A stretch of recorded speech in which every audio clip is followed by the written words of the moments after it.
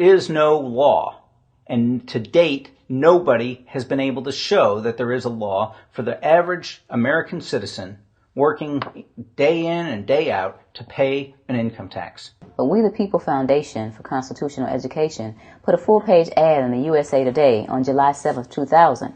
And within the body of that ad was a $50,000 challenge for anyone that could show the law.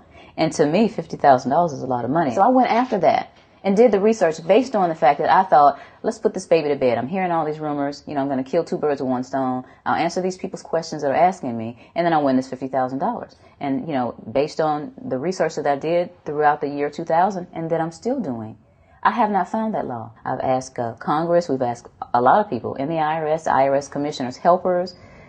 They can't answer, because if they answer, the American people are going to know that this whole thing is a fraud. There is no law that requires the average American worker in the private sector to pay a direct, unapportioned tax on their labor and compensation for services. There is no law. I really expected that, of course there's a law that you can point to in the law book, the code, that requires you to file a tax return. Of course there is. Maybe I don't know what it is right then as he was speaking to me, but sure. So naively, I agreed to go off and research it and get back to him.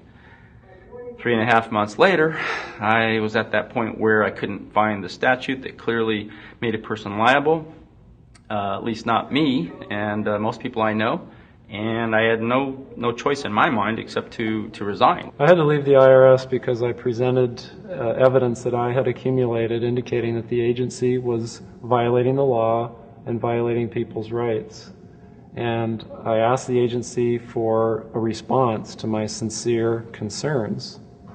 And the answer I got was that they would not respond to my concerns, and that they would provide me with the paperwork necessary to tender my resignation. You can look through the statutes and look for the law that requires you to pay. And when you do that, you can't identify a law that requires the average person in America who earns a wage and works in private business to pay an income tax. American citizens, along with the foundation, have been asking the IRS to specifically provide them with the underlying legal foundation upon which they administer and enforce the personal income tax laws in our country. At the national level, when people would attempt to contact somebody of a much higher authority, say the commissioner, same kind of thing. They would get answers that were in effect non-answers. You have to understand that an agency which will unlawfully impose a tax that doesn't exist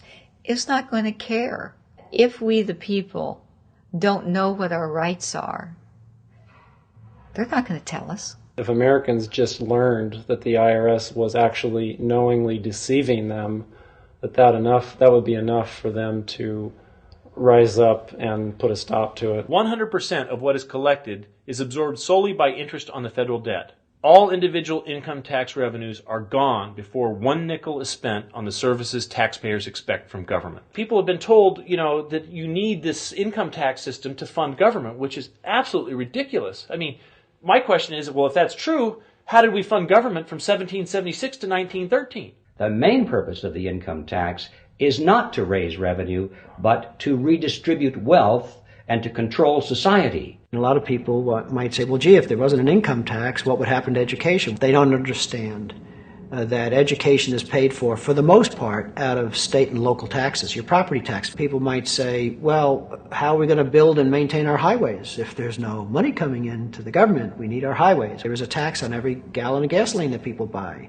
Proceeds from the income tax do not pay for highway construction. I believe that in both spirit and substance, our tax system has come to be un-American. Death and taxes may be inevitable, but unjust taxes are not. This small booklet includes the Constitution of the United States, the Bill of Rights, the Declaration of Independence. This is a document that every citizen should read. It's a document which freed an entire nation. This is the Internal Revenue Code, and this document, and the unlawful application of this document by the Internal Revenue Service has enslaved the nation that this document attempted to free.